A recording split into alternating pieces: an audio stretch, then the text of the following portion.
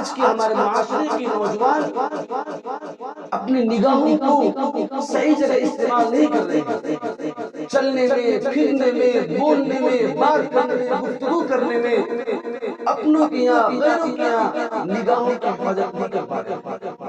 ہم نے اکابرین کی جھوکیوں میں بیٹھ کر بہت کچھ سیکھا. اس میں سے ایک اہم بات یہ کہ انہوں نے کہا ہے کہ نامحرم کو دیکھنا، یعنی ایسی عورت یا لڑکی کو دیکھنا جس سے نکاح کرنا جائز ہو، ان کو نامحرم کہتے ہیں. ان کو دیکھنا، ان کو دل میں بسانا، ان کے بارے میں سوچنا، ان کو دماغ میں رچانا، ان کے بارے میں گفتگو کرنا، اس سے جانتے ہو کیا خرابی پیدا ہوتی ہے؟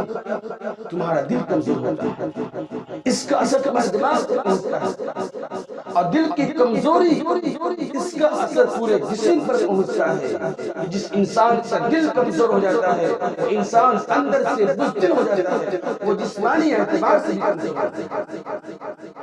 ایک بہت بڑے ڈاکٹر صاحب تھے، انہوں نے جب یہ بات سنی انہوں نے کہا کہ مولانا صاحب آپ تو بہت ہی اہم بات کریں، یہ تو میڈیکل سائنس میں پروف ہے یہ بات کہ جس انسان کا دل کمزور ہوگا اس کا جسم کمزور ہوگا.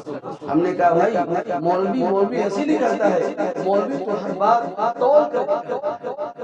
اس لیے نوجوانوں اپنی نگاہوں کو نیچے رکھو، اپنی نگاہوں کو صحیح جگہ استعمال کرو، نہ محرم کی طرف اپنی نگاہ کو مت پھیرو، ان سے بچنے کی کوشش کرو تاکہ تمہارا دل بھی مضبوط ہو اور تمہارا جسم بھی مضبوط ہو. جب تمہارا دل مضبوط ہوگا، تمہارا جسم مضبوط ہوگا، پھر تم دنیا کے ہر اپنے منصوبے اور مقاصد کو تم پائے تکمیل تک پہنچا سکتے. لیکن اگر دل کمزور اور جسم کمزور تو پھر تم ہر جگہ مار کھاؤ گے.